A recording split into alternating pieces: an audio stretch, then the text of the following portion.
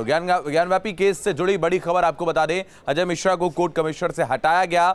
Special commissioner Vishal Singh ने बताया कि अजय मिश्रा पूरा सहयोग नहीं कर रहे थे। आपको बता दें, विशेष आयुक्त विशाल सिंह ने शिकायत की थी कि अजय मिश्रा के द्वारा निजी फोटोग्राफर मस्जिद में ले जाने का उनके ऊपर आरोप है और फोटोग्राफर ने सूचनाएं मीडिया में लीक की और इसी बिंदु पर अजय मिश्रा पर यह कार्रवाई हुई है। देखिए, पहली और सबसे गंभीर बात है कि ऑनरेबल कोर्ट ने कहा कि जो वकील कमिश्नर नियुक्त होते हैं उनका जिम्मेदारी बहुत होती है, उनका पद जो होता है वो लोक सेवक की बात होती है, तो उनको बहुत पारदर्शिता और ईमानदारी से कार्य करना चाहिए। चूंकि मिश्रा जी के जो सहयोगी हैं आरपी सिंह, वो तमाम इंस्ट्रक्शन के बाद भी सूचनाएं मीडिया में लीक कर रहे थे, इसलिए कोर्ट ने बहुत ही सख्त कार्रवाई करते हुए उनको तत्काल प्रभाव से कमीशन पद से हटा दिया है। निष्पक्ष जांच की जा रही है, निष्पक्ष रिपोर्ट दिया जाएगा, निष्पक्ष तरीके से बिना किसी भेदभाव के हम लोग रिपोर्ट दाखिल करेंगे, इसलिए ये एप्लीकेशन दिया गया था। उस पर माननीय न्यायालय ने आदेश पारित कर दिया है। अब माननीय न्यायालय का आदेश सर्वोपरि है, उसके ऊपर कोई नहीं है। कल की सुनवाई के लिए कल तारीख नियत है, शायद 82 ग की सुनवाई के लिए जो वादी पक्ष द्वारा दिया गया है उसकी सुनवाई के लिए, उससे हम लोगों से कोई मतलब नहीं है। हम लोगों को सिर्फ कमीशन की रिपोर्ट देनी है। अब वो माननीय न्यायालय किन्हीं कारणों से असंतुष्ट, 2 दिन के समय की मांग की मंजूर कर लिया है। हाँ, स्वीकार कर लिया है माननीय न्यायालय ने। अगली रिपोर्ट पेश करेगा, तारीख को दाखिल होगी 2 दिन की अवधि के बाद, 19 मई निसंदेह। अब तक रिपोर्ट किसकी अध्यक्षता में पेश की जाएगी? यहाँ पे ये विशाल सिंह है उनकी। तो ये सहायक वकील कमिश्नर अजय प्रताप सिंह रहेंगे उनके साथ? उनके सहायक अजय प्रताप सिंह रहेंगे। अच्छा। जी, अजय कुमार मिश्र के कार्यप्रणाली पे यदि प्रश्न चिन्ह उठा है तो ये माननीय न्यायालय का विषय है, इस संदर्भ में मैं कुछ नहीं कह सकता। अच्छा, ये बात बताइए, जो मुस्लिम पक्ष ने जो आरोप लगाए थे, क्या वही आरोप के आधार पर हटाए गए क्या अजय मिश्रा? नहीं, ऐसा कोई विषय नहीं था। उनकी कार्य दुलमुल रवैया और कार्यप्रणाली सटीक न होना। आज सुनवाई हुई और जो हम अपनी इंटरवेंशन जो फाइल करके मांग कर रहे थे पटिशन में कि इस याचिका को सुनाना जाए, क्योंकि याचिका ये इलीगल रूट से आई है, क्योंकि वहाँ मुस्लिम पक्ष का ये कहना था कि 1991 बर्सिफ एक्ट का वायलेशन हो रहा है, उसका हनन हो रहा है, इसलिए वो सर्वे रोक दिया जाए। तो यहाँ सुप्रीम कोर्ट ने साफ बोल दिया कि निचली अदालत का मामला है, अब निचली अदालत के स्तर पे आप उसको सुलझाओ। उन्होंने सुप्रीम कोर्ट ने वहीं भेज दिया। और दूसरा, इसकी सुनवाई कल के लिए, बुधवार के लिए रख दी है। तो ये बहुत अच्छा फैसला आया है सुप्रीम कोर्ट से।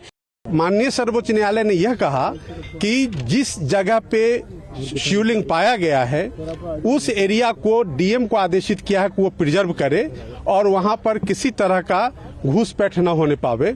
और जो दूसरा आदेश उन्होंने दिया है कि उस एरिया के अलावा मस्जिद के अंदर जो मुस्लिम समुदाय के लोग हैं वो नमाज अदा कर सकते हैं, जब तक कि इस पिटीशन में जो प्लेंटिफ नहीं आते, अपना पक्ष नहीं रखते, तब तक के लिए व्यवस्था आज की गई है।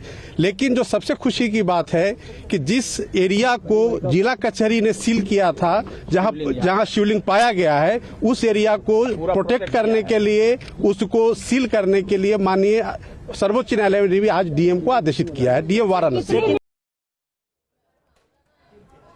तो हमारे सहयोगी अवनीश और अविनाश लगातार हमारे साथ बने हुए हैं। सुप्रीम कोर्ट से अवनीश हमारे साथ बने हैं। अवनीश, आपके पास आएंगे। न्यायिक प्रक्रिया को अगर हम समझें तो याचिका और याचिका को खारिज करने की याचिका, ये तमाम चीजें लगातार चल रही हैं। लंबा खिंच सकता है क्या मामला, क्योंकि जून में तो कोर्ट भी बंद हो जाएगा अभी?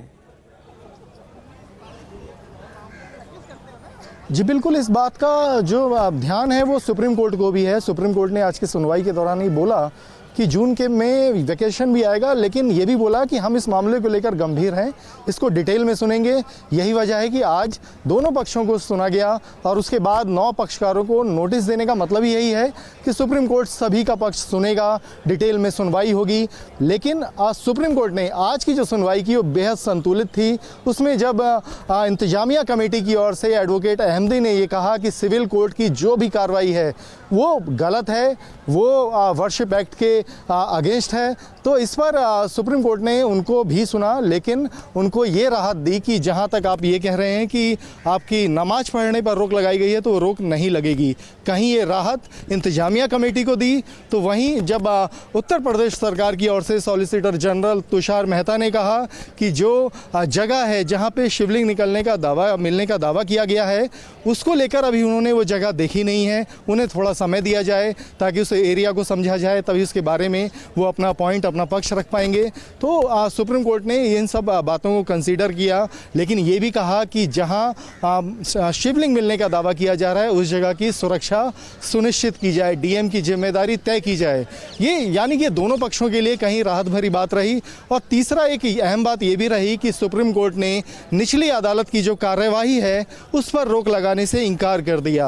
हालांकि याचिकाकर्ता की ओर से कहा गया था कि जो निचली अदालत की कार्रवाई है उसको 19 मई यानी सुप्रीम कोर्ट की जो अगली सुनवाई है तब तक के लिए रोक दिया जाए, लेकिन इस पर भी सुप्रीम कोर्ट ने जो तुषार मेहता हैं उनको ये राहत दी कि जो निचली अदालत की कार्यवाही है उसको नहीं रोका जाएगा। लेकिन वो ये समझते हैं, निचली अदालत ये समझेगी कि इस दरमियान कोई ऐसा आदेश जारी ना किया जाए जिससे कोई पक्ष प्रभावित होता हो। सुनवाई पर कोई रोक नहीं है, कार्यवाही चलती रहेगी। तो ये जाहिर करता है कि आज सुप्रीम कोर्ट ने दोनों पक्षों को सुना, दोनों पक्षों को कहीं ना कहीं जिस जगह पर राहत देनी चाहिए थी वो राहत भी दी, और ये इशारा और ये साफ तौर पर कह दिया कि इस मामले में डिटेल सुनवाई होगी, सभी पक्षों को सुना जाएगा।